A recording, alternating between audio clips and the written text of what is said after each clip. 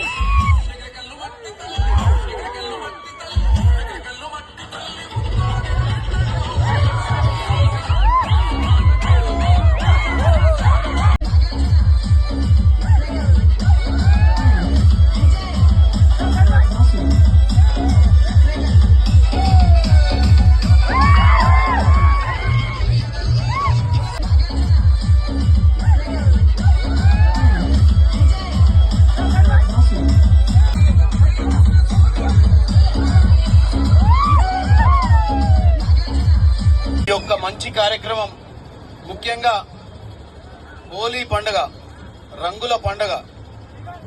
ఈ పండుగ మన మీ అందరూ ఏదైతే మార్పు రావాలని కోరుకొని కాంగ్రెస్ కి ఓటేసి ఇక్కడ మా అన్న వేముల వీరేశం అన్నని బ్రహ్మాండమైన మెజార్టీ, అంటే రాష్ట్రంలో ఉన్నటువంటి కాంగ్రెస్ నాయకులందరికంటే ఎక్కువ మెజార్టీతో గెలిపించిన మీ అందరికీ కూడా నా హృదయపూర్వక నమస్కారాలు। అలాగే ఈ హోలీ పండుగ నాడు ఇక్కడికి వచ్చినటువంటి కాంగ్రెస్ నాయకులు పేరు పేరున, అలాగే సంఘంలో ఉన్నటువంటి నాయకులు, అన్ని సంఘాల నాయకులకు మరియు ప్రజలకు నా హృదయపూర్వక కృతజ్ఞతలు తెలియజేస్తూ మీకు హోలీ శుభాకాంక్షలు కూడా మరొకసారి తెలియజేస్తున్నాను। నేను కూడా ఈ రోజు పొద్దున మోత్కూరులో ఒక ఆలయంలో పూజలు నిర్వహించుకొని శాలిగౌరారం పోతున్న సమయంలో వీరేష్ అన్నకు ఫోన్ చేస్తే మా దగ్గర మంచి హోలీ కార్యక్రమం జరుగుతుంది, ఒక 5 నిమిషాలు వచ్చిపో అని చెప్పిండు ఇట్లా దారిలో పోతుంటే। కానీ ఇంత మంచి కార్యక్రమం చూస్తాను కూడా నేను అనుకోలే। ఇంత మంచిగా ఇంతమంది ప్రజలు ఈ యొక్క కార్యక్రమాన్ని స్వచ్ఛందంగా వచ్చి ఈ కార్యక్రమంలో పాల్గొనడం చాలా సంతోషంగా ఉంది। మీరందరికీ తెలుసు, 100 రోజులు, గత 100 రోజులలో మనము కాంగ్రెస్ పార్టీ, మన నాయకులు రేవంత్ రెడ్డి గారు, కోమటిరెడ్డి వెంకటరెడ్డి గారు, ఉత్తమ్ కుమార్ రెడ్డి గారు, ఇక్కడ గెలిచినటువంటి రాజగోపాల్ రెడ్డి గారు అందరూ కూడా రాత్రి పగలు పనిచేస్తూ మీ అందరికీ ఈ హోలీ పండుగ నుంచి మీ కష్ట సుఖాలన్నీ దూరం చేసే ప్రయత్నం చేస్తున్నారు। మీ అందరికీ తెలుసు, రాష్ట్రంలో ఏ పరిస్థితి ఉండేనో 10 ఏళ్ల బీఆర్ఎస్ పాలనలో ఎన్ని అవినీతులు జరిగినాయో, ఈ హోలీ తోటి, ఈ రంగుల పండుగ తోటి మన కష్టాలన్నీ దూరమై మనమందరం సుఖ సంతోషాలతో రానున్న రోజులలో ఈ ప్రభుత్వంలో ఉండాలని కోరుకుంటూ ముఖ్యంగా ఈ కార్యక్రమాన్ని निर्वहिंचिनटुवंटी मा सोदर चंगीचर्ला मंडी मार्केट इलाके में गुज़िश्ता रोज़ पेश आए वाक़े के खिलाफ बाज़ हिंदू ग्रुप्स ने एहतजाजी रैली निकालने और मस्जिद के करीब होली मनाने की कोशिश की। ताहम पुलिस की चौकसी से एक बड़ा वाक़या टल गया। ज़राए के मुताबिक पुलिस ने मस्जिद की सिमत जाने वाली सड़क पर बैरिकेड लगाते हुए उनको आगे बढ़ने से रोक दिया। जब मुजाहिरीन ने ज़बरदस्ती तौर पर आगे बढ़ने की कोशिश की तो पुलिस ने उनको मुंतशिर करने के लिए हल्का लाठीचार्ज कर दिया। उन एहतजाजियों ने नारेबाजी की। पुलिस के पिकेट्स वहां तैनात कर दिए गए जो सूरत हाल पर मुसलसिल नज़र रखे हुए हैं। वाज़ेह है कि गुज़िश्ता रोज़ नमाज तरावी के वक्त डीजे बजाए जाने पर किए गए एतराज़ के बाद लफ्ज़ी तकरार ने मामूली झड़प की शक्ल इख्तियार कर ली थी। इसी दौरान VHP ने हुकूमत से मुतालबा किया कि मुस्लिम ग्रुप्स के खिलाफ फौजदारी मुकदमा दर्ज किए जाएँ।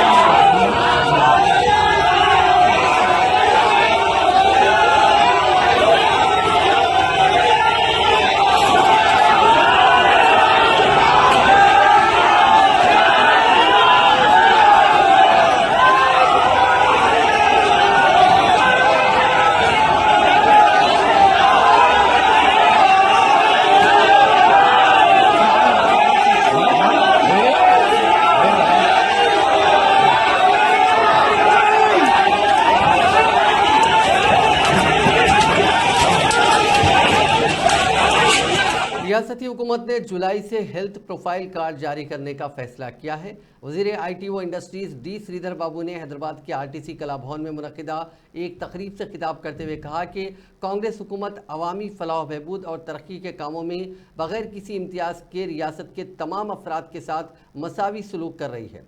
उन्होंने कहा कि रियासत के अवाम की सेहत से मुतालिक मुकम्मल डेटा को हासिल करने और उसे महफूज करने के लिए हेल्थ प्रोफाइल प्रोग्राम शुरू किया जाएगा। आधार कार्ड की तर्ज पर हर शहरी को हेल्थ प्रोफाइल स्मार्ट कार्ड जारी किया जाएगा। इस कार्ड का नंबर या नाम दर्ज करने पर मुतालिका शख्स की सेहत से मुतालिक मुख्तलिफ मालूमात हासिल की जा सकेंगी। उन्होंने कहा कि इस कार्ड की बुनियाद पर कोई भी डॉक्टर मुतालिका शख्स की मेडिकल हिस्ट्री जानते हुए इसका इलाज कर सकता है। इसमें डॉक्टरों और मरीज दोनों को इलाज के दौरान काफ़ी आसानी होगी। इमरजेंसी हालात बिलखुसूस हादसात में इस तरह के मरीजों को कम वक्त में बेहतर से बेहतर इलाज शुरू किया जा सकता है। वज़ीर श्रीधर बाबू ने कहा कि जुलाई से रियासत भर में हेल्थ प्रोफाइल कार्ड को जारी करने का फैसला किया गया है। इस सिलसिले में महकमे सेहत और महकमे आईटी के अहदेदारों ने तैयारियां शुरू कर दी हैं। तेलंगाना प्रदेश कांग्रेस कमेटी के कारगुजार सदर व रुकने काउंसिल महेश गौड़ ने पार्टी डिसिप्लिन की खिलाफ वर्जी के खिलाफ इंतबा देते हुए कहा कि ऐसी खिलाफ वर्जी करने वालों के खिलाफ सख्त तादीबी कार्रवाई की जाएगी। पीर को जारी करदा प्रेस रिलीज में पीसीसी के कारगुजार सदर ने कहा कि ऐसे कायदीन के खिलाफ कार्रवाई की जाएगी जो पार्टी के उसूलों के खिलाफ वर्जी करते हुए मीडिया के लिए बयानात जारी कर रहे हैं। उन्होंने कहा कि हर किसी को पार्टी के गाइडलाइंस के तहत काम करना चाहिए। उन्होंने आदा किया कि पार्टी डिसिप्लिन की खिलाफ वर्जी करते हुए इजहार ख्याल करने वालों के खिलाफ कार्रवाई की जाएगी और पार्टी सीनियर कायदीन के खिलाफ भी कार्रवाई से गुरेज नहीं किया जाएगा। इसी दौरान ये इंतबा उस वक्त सामने आया जब बाद सीनियर कायदीन ने हाल ही में पार्टी में शामिल नए कायदीन को चीफ मिनिस्टर रेवंत रेड्डी की जानिब से अहमियत दिए जाने पर अपनी नाराज़गी का खुलेआम इजहार किया था। बाद सीनियर कायदीन जैसे जी निरंजन और हनुमंत राव ने लोकसभा इंतखाबात के लिए दूसरी जमातों से कांग्रेस में शामिल कायदीन को टिकट देने के चीफ मिनिस्टर के ऐलान पर एतराज़ किया था और कहा था कि कांग्रेस के हकीकी कारकुनों को नज़रअंदाज किया जा रहा है, जिन्होंने पार्टी का परचम उठाया और गुज़िश्ता 10 वर्षों के दौरान पार्टी की तरक्की के लिए जद्दोजहद की थी। नागर कर्नूल कांग्रेस के एमपी उम्मीदवार डॉक्टर मल्लू रवि ने इल्ज़ाम लगाया कि रियासत तेलंगाना की असल अपोजिशन बीआरएस ने बीजेपी उम्मीदवारों की कामयाबी को यकीनी बनाने के लिए डम्मी उम्मीदवार ठहराए हैं। उन्होंने कहा कि अवाम इन दोनों पार्टियों के दरमियान होने वाली सियाह मामलात को समझ चुके हैं। उन्होंने यकीन का इजहार किया कि कांग्रेस लोकसभा इंतखाबात में रियासत की 17 के मिन जुमला 16 सीटों पर कामयाबी हासिल करेगी। कांग्रेस के रुकन असेंबली वेमुला वीरेशम ने साबिक वजीर व बीआरएस कायद जगदीश रेड्डी पर 1,50,000 एकड़ अराजियात पर कब्जा करने का इल्ज़ाम आयद किया। मीडिया से बात करते हुए वेमुला वीरेशम ने कहा कि बीआरएस दौरे हुकूमत में उस वक्त के वजीर जगदीश रेड्डी ने कई सरकारी अराजियात पर कब्जा कर लिया और उसे अपने रिश्तेदारों और दोस्तों के नाम रजिस्ट्रेशन करवा लिया। उन्होंने कहा कि एक अंदाजे के मुताबिक जगदीश रेड्डी ने ज़िले नलगुंडा में 1,50,000 एकड़ से अराजियात पर कब्जा किया। बीआरएस के 10 साल दौर में बहैसियत वजीर जगदीश रेड्डी ने काफ़ी जुल्म सितम किया, गरीबों की अराजियात छीन ली। इस सिलसिले में उनके पास कई सबूत हैं। उन्होंने कहा कि बीआरएस कायदीन बिलखुसूस जगदीश रेड्डी की बदगुमानियों से मुतालिक वो चीफ मिनिस्टर रेवंत रेड्डी को एक मकतूब रवाना करते हुए जामे तहकीकात का मुतालबा करेंगे। बीआरएस के सीनियर कायद व साबिक वजीर एरावली दयाकर राव के खिलाफ हैदराबाद के एक बिजनेसमैन शरण चौधरी ने चीफ मिनिस्टर रेवंत रेड्डी से एक शिकायत दर्ज कराई। उन्होंने साबिक वजीर पर इल्ज़ाम लगाया कि बीआरएस दौरे हुकूमत में एरावली दयाकर राव ने उन्हें गैर कानूनी तौर पर महरूस करते हुए उनका मकान अपने रिश्तेदार के नाम रजिस्ट्रेशन करवा लिया। इसके अलावा उनके 50 लाख रुपए नकद रकम भी छीन ली गई। इस सिलसिले में बिजनेसमैन शरण चौधरी ने चीफ मिनिस्टर को ऑनलाइन शिकायत दर्ज कराई। अपनी शिकायत में मज़कूरा बिजनेसमैन ने कहा कि 21 अगस्त 2023 को जब वो अपने ऑफिस जा रहे थे, चंद अफराद जो सादा लिबास में थे उन्हें रोककर अपने आप को पुलिस जाहिर किया और उन्हें सीसीएस के दफ्तर ले गए। वहां जाने के बाद एसीपी उमा महेश्वर राव ने उन्हें बताया कि उनके खिलाफ गैर कानूनी तौर पर मुख्तलिफ अफराद से भारी रकूमात हासिल करने के इल्ज़ाम के तहत मुकदमा दर्ज किया गया है। उन्होंने इल्ज़ाम लगाया कि उस वक्त के वजीर एरावली दयाकर राव और डीसीपी राधा किशन राव की हिदायत पर ही उन्हें पुलिस स्टेशन में महरूस रखा गया और मारपीट की गई और ज़बरदस्ती साबिक वजीर ने उनके मकान को अपने रिश्तेदार विजया के नाम पर रजिस्ट्रेशन करवा लिया। 2 दिन तक उन्हें महरूस रखा गया और 50 लाख रुपए भी उनसे डरा धमका कर छीन लिए गए। इस रकम को वो अपने दोस्त के जरिए मंगवाए थे। उन्होंने अपनी शिकायत में मजीद कहा कि वो इस सिलसिले में हाई कोर्ट में एक रिट दरख्वास्त भी दायर की थी। लेकिन एसीपी उमा महेश्वर राव ने पुलिस के जरिए उन्हें डरा धमकाकर हाई कोर्ट से रिट पिटीशन को वापस लेने पर मजबूर किया। बिजनेसमैन शरण चौधरी ने चीफ मिनिस्टर से दरखास्त की है कि वो इस मामले की जामे तहकीकात करवाते हुए उनके साथ मुनासिब इंसाफ करें। तेलंगाना की असल अपोजिशन जमात बीआरएस ने हल्का हैदराबाद से अपने उम्मीदवार के नाम का ऐलान कर दिया। पार्टी सरबराह और साबिक वज़ीर आला चंद्रशेखर राव ने, जिन्होंने पहले ही रियासत के 17 लोकसभा सीटों के मिनजुमला 16 पर अपने उम्मीदवारों के नामों का ऐलान किया था, आज हल्का हैदराबाद से अपने उम्मीदवार के तौर पर जी श्रीनिवास के नाम का ऐलान किया। उन्होंने पार्टी के अरकान असेंबली और अवामी नुमाइंदों से तबादला ख्याल के बाद श्रीनिवास के नाम का ऐलान किया। पार्टी ने अब तक रियासत की सभी 17 लोकसभा सीटों के लिए उम्मीदवारों का ऐलान कर दिया है। बीआरएस कायद व साबिक वजीर हरीश राव ने आज हुकूमत को इंतबाह दिया कि किसानों के ज़राई खर्च की माफ़ी का फौरी तौर पर ऐलान नहीं किया जाता है तो ऐसी सूरत में लाखों किसानों के साथ मिलकर सेक्रेटेरिएट के मुहासरे का प्रोग्राम मुनज़्ज़म किया जाएगा। तेलंगाना भवन में मीडिया से बात करते हुए हरीश राव ने हुकूमत पर इल्ज़ाम लगाया कि कर्ज हासिल करने वाले किसानों को बैंकर्स की जानिब से हरासा किया जा रहा है। उन्होंने कहा कि कांग्रेस हुकूमत को अपने वादे के तहत जल्द से जल्द ज़राई कर्ज माफ़ करने का ऐलान करना चाहिए। हरीश राव ने कहा कि पहले ही रियासत के किसान पानी और बरखी वक्त पर ना मिलने की वजह से परेशान हैं, क्योंकि कई मकामात पर खड़ी फसलें सूख रही हैं। इसके अलावा गैर मौसमी बारिश की वजह से भी कई अजला में खड़ी फसलों को नुकसान पहुंचा। रियासत के किसान आफात समावी से परेशान हैं। ऐसे में हुकूमत उनके कर्ज को माफ़ ना करते हुए उन्हें मज़ीद परेशान कर रही है, जिसकी वजह से रियासत के किसान खुदकशी पर मजबूर हो रहे हैं। उन्होंने कहा कि पिछले 100 दिन के अंदर 180 किसानों ने खुदकशी कर ली है। అంటే ఇలా రేవంత్ రెడ్డి గారి ప్రభుత్వం రైతుల్ని దగా చేసింది, మోసం చేసింది. ఈ కాంగ్రెస్ పార్టీ రైతులకు మొండి చేయి చూపింది. ఇలా రైతుల విషయంలోనే కాదు, ఇలా ఇతర అంశాల విషయంలో ముఖ్యంగా రైతులకు సంబంధించి కూడా రుణమాఫీ ఒకటే కాదు, కాంగ్రెస్ పార్టీ తన మేనిఫెస్టోలో రైతులకు ఏ అంశాలు అయితే చెప్పిందో ఏ ఒక్క అంశాన్ని కూడా కాంగ్రెస్ పార్టీ ఇలా అమలు చేయలేదు. ఏ ఒక్క అంశం మీద మాట నిలబెట్టుకోలేదు. ఈ మేనిఫెస్టోలో వాళ్ళు ఏం చేసిండ్రు? 6 గ్యారంటీల మీద బాండ్ పేపర్లు పంచిండ్రు, నోటరీ డాక్యుమెంట్లు ఇచ్చిండ్రు. ప్రజలు నమ్ముతలేరని చెప్పి బాండ్ పేపర్ మీద రాసి ఇంటింటికి ఇచ్చి వచ్చిండ్రు. 100 రోజుల్లో 6 గ్యారంటీలు 13 హామీలు అమలు చేస్తామని చెప్పారు. మరి బాండ్ పేపర్లు పంచి నోటరీ డాక్యుమెంట్లు ఇచ్చిన కాంగ్రెస్ పార్టీ ఇలా రైతుల విషయంలో ఏం చెప్పింది? మేము రాగానే డిసెంబర్ 9వ తేదీ 2 లక్షల రుణమాఫీ. మోసం. రైతులకు, కౌలు రైతులకు ఎకరానికి 15,000 రూపాయలు ఇస్తాం. దగా. వ్యవసాయ కూలీలకు 12,000 రూపాయలు ఇస్తాం. దగా. వరి పంటకు క్వింటాల్కు 500 రూపాయల బోనస్ ఇస్తాం. దగా. అంటే 4 విషయాలు కూడా రైతులకు ఇచ్చిన 4 హామీలను కూడా తుంగలో దొక్కి రైతులను నట్టేట ముంచింది ఇలా కాంగ్రెస్ పార్టీ, నేడు అధికారంలో ఉన్న కాంగ్రెస్ ప్రభుత్వం. అంటే మీరు రుణమాఫీ విషయంలో మోసం చేసిండ్రు, రైతు బంధు విషయంలో మోసం చేసిండ్రు, కౌలు రైతులకు మోసం చేసిండ్రు, వ్యవసాయ కూలీలకు అన్యాయం చేసిండ్రు, వరి ధాన్యానికి బోనస్ ఇస్తామని కూడా దగా చేసింది ఇవాళ కాంగ్రెస్ పార్టీ. ఏ మొహం పెట్టుకొని రేపు పార్లమెంట్ ఎన్నికల్లో ఓట్లు అడుగుతారు? మేము మీకు నోటరీ డాక్యుమెంట్లు ఇచ్చి మేము బాండ్ పేపర్ల సాక్షిగా రాష్ట్రంలో రైతుల్ని మోసం చేసినాం, మా కాంగ్రెస్ పార్టీకి ఓటేయండి అని అడుగుతారా? 10 ఏళ్లలో ఎప్పుడు లేని విధంగా 20 లక్షల ఎకరాల్లో పంటలు ఎండబెట్టినందుకు కాంగ్రెస్ పార్టీకి ఓటేయమని అడగడానికి వస్తారా? నీటి నిర్వహణలో వైఫల్యం చెందాం, కరెంటు సరిగా ఇవ్వలేకపోయాం, మీ మోటార్లు గాలబెట్టాం, ట్రాన్స్ఫార్మర్లు కాలిపోయి రైతుల మీద అదనపు భారం పడ్డందుకు కాంగ్రెస్ పార్టీ. बीआरएस के कारगुजार सदर केटी रामाराव के ब्रदर निस्बती राजेंद्र प्रसाद ने मुख्तलिफ मीडिया इदारों को हतक इज्जत के दावे के तहत नोटिस जारी की है। उन्होंने गुज़िश्ता माह फरवरी में हैदराबाद के रेडिसन ब्लू होटल में पकड़े गए ड्रग्स के ताल्लुक से मुख्तलिफ मीडिया चैनल्स पर पेश की जाने वाली खबरों पर यह नोटिस जारी की। ज़राए ने बताया कि राजेंद्र प्रसाद ने ड्रग्स केस में पकड़े जाने वाले अफराद में उनके नाम को शामिल करते हुए गलत तशहीर करने वाले 16 मीडिया इदारों को नोटिस जारी की है और हर एक को 10 करोड़ रुपए हतक की इज्जत का दावा पेश किया है। इस तरह केटीआर के ब्रदर निस्बती राजेंद्र प्रसाद ने मजमूई तौर पर मुख्तलिफ मीडिया घरानों के खिलाफ 160 करोड़ रुपए की हतक की इज्जत का दावा पेश किया। उन्होंने कहा कि ये दावा इसलिए पेश किया गया कि रेडिसन ब्लू होटल में पकड़े जाने वाले ड्रग्स के मामले में मज़कूरा मीडिया चैनल्स और अखबारात में उन्हें असल मुलजिम करार दिया था।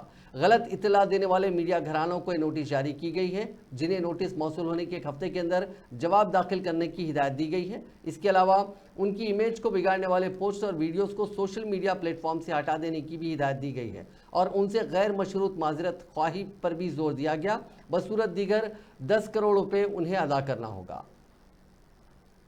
बीजेपी की रियासती क़यादत की लोकसभा इंतखाबात की तैयारियों में लापरवाही के मुजाहरे पर सरजनिश की गई। पार्टी हाईकमान ने इस हकीकत का अदम इत्मीनान का इजहार किया कि रियासत में दाहाल 50 बूथ कमेटियों की तश्कील भी अमल में नहीं लाई जा सकी। पार्टी की क़यादत में 23 गाइडलाइंस पर अमल न करने और बूथ कमेटियों में सिर्फ 12 बूथ कमेटियों की तश्कील पर नाखुशी जाहिर की। इनका कहना है कि रियासती कायदीन अपनी मर्जी के मुताबिक काम कर रहे हैं और पार्टी के गाइडलाइंस पर अमल नहीं किया जा रहा है। बीजेपी के रियासती सेक्रेटरी सुनील बंसल ने रियासत में बूथ कमेटियों की तश्कील के काम की अदम तकमील पर रियासती क़यादत पर बरहमी का इजहार किया। उन्होंने जल्द से जल्द ये काम मुकम्मल करने की हिदायत दी। असम्बली इंतखाबात के दौरान भी रियासती क़यादत की मरकज़ी वज़ीर दाखिला अमित शाह ने सरजनिश की थी, क्योंकि तमाम असम्बली हल्कों में बूथ कमेटियाँ तश्कील नहीं दी गई थी। तेलंगाना की साबिक़ गवर्नर व बीजेपी लीडर तमिलिसाई सौंदरराजन ने वाज़ेह किया कि अवाम चाहते हैं कि मोदी एक बार फिर वज़ीर आज़म बने। उन्होंने जुनूबी चेन्नई लोकसभा हलके से जाफरानी जमात के उम्मीदवार के तौर पर पर्चे नामजदगी दाखिल करने के बाद मीडिया से बात करते हुए कहा कि उन्होंने गवर्नर के ओहदे से इस्तीफ़ा दिया क्योंकि वो चाहती थी कि बराह रास्त रियासत के लिए काम करें। उन्होंने कहा कि जुनूबी चेन्नई एक ऐसा हलका है जहाँ की आवाम काफ़ी जिम्मेदार है। इस हल्के की आवाम एक अच्छे पार्लियामेंटेरियन के ख्वाहिशमंद है। मौजूदा रुकन पार्लियामेंट आवाम के लिए ज़्यादा काबिल रसाई नहीं है, वो आवाम के लिए काफ़ी ज़्यादा काबिल रसाई रहेंगी। उन्होंने कहा कि वो 6 असम्बली हलकों और 6 पार्लिमानी हलकों में दफातर खोलना चाहती हैं। उन्होंने कहा कि गवर्नर के तौर पर उन्होंने राजभवन को प्रजा भवन में तब्दील किया था। जब वो दस्तूरी ओहदे पर फायज थी तो उन्होंने आवाम से मुलाकात की थी और उनसे तबादला ख्याल को तरजीह दी थी। वो आवाम से रास्त राब्ते की ख्वाहिशमंद है।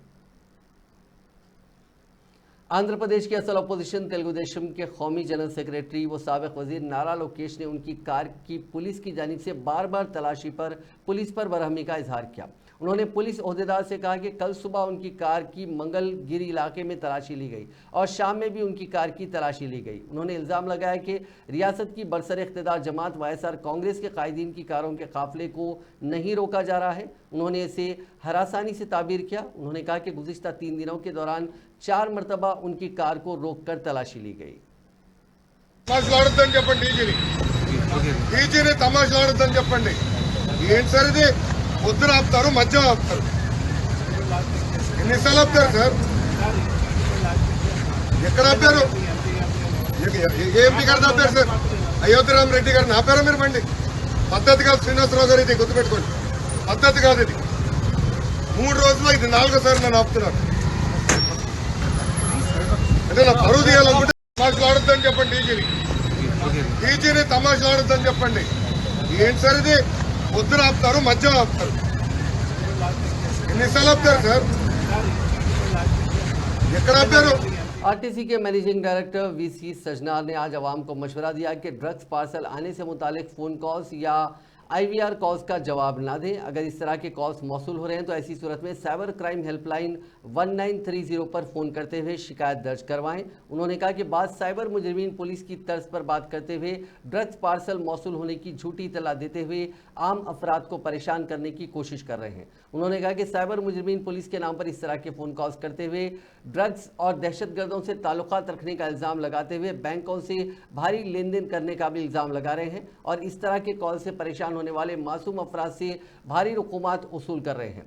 हालिया दिनों में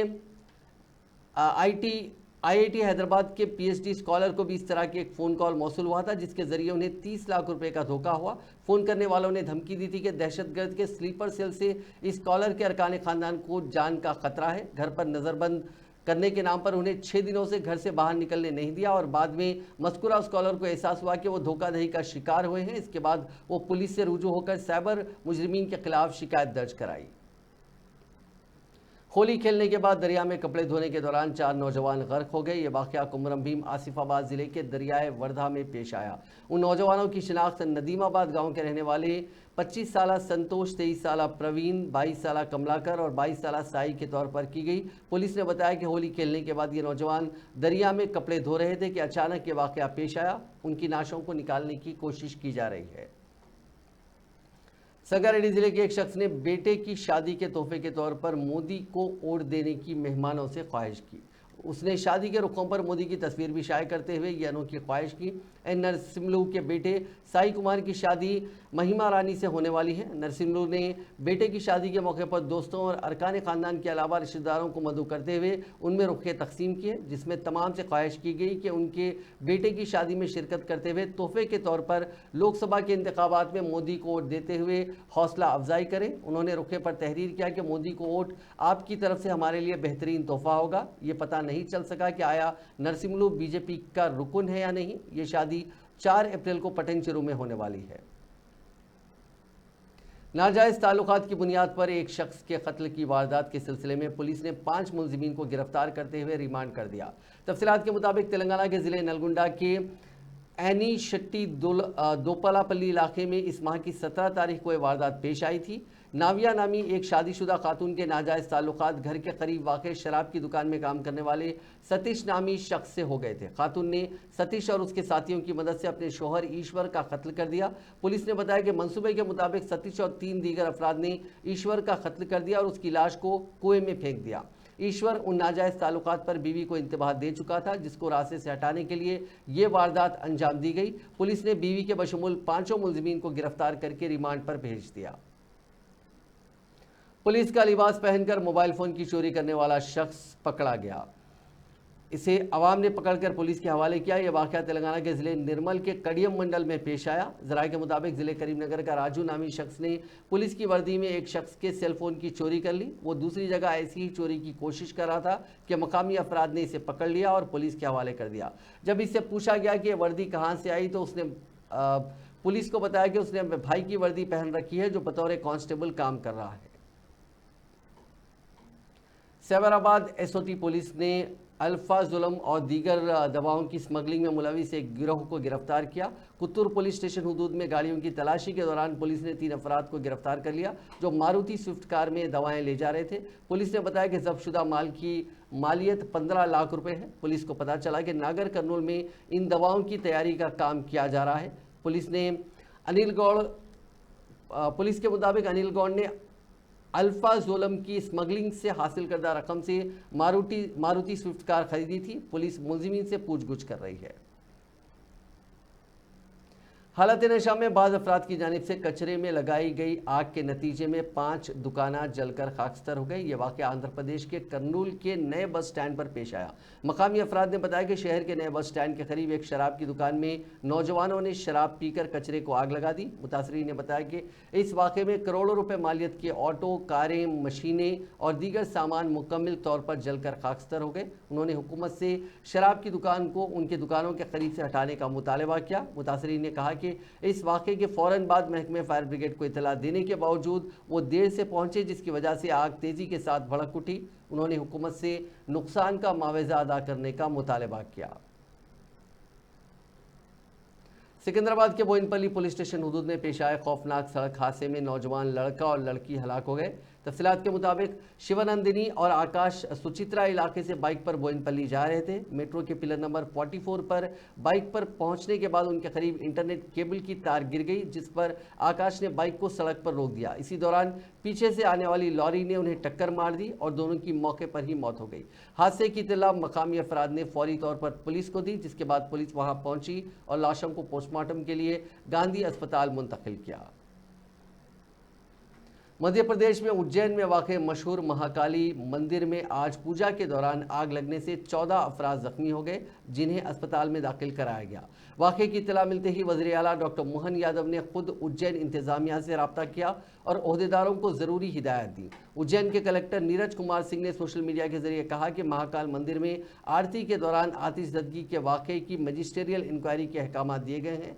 जिला पंचायत के चीफ एग्जीक्यूटिव ऑफिसर मन्नल मीना और एडिशनल कलेक्टर अंकुल जैन पूरे वाक़े की जांच करके 3 दिन में रिपोर्ट पेश करेंगे। आग पर फौरी तौर पर काबू पाया गया, लेकिन तब तक 14 पुजारी और दीगर अफराद झुलस गए थे।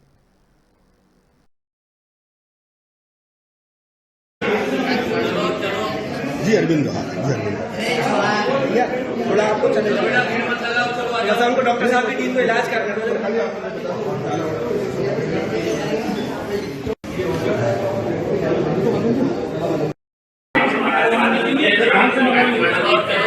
जी अरविंद,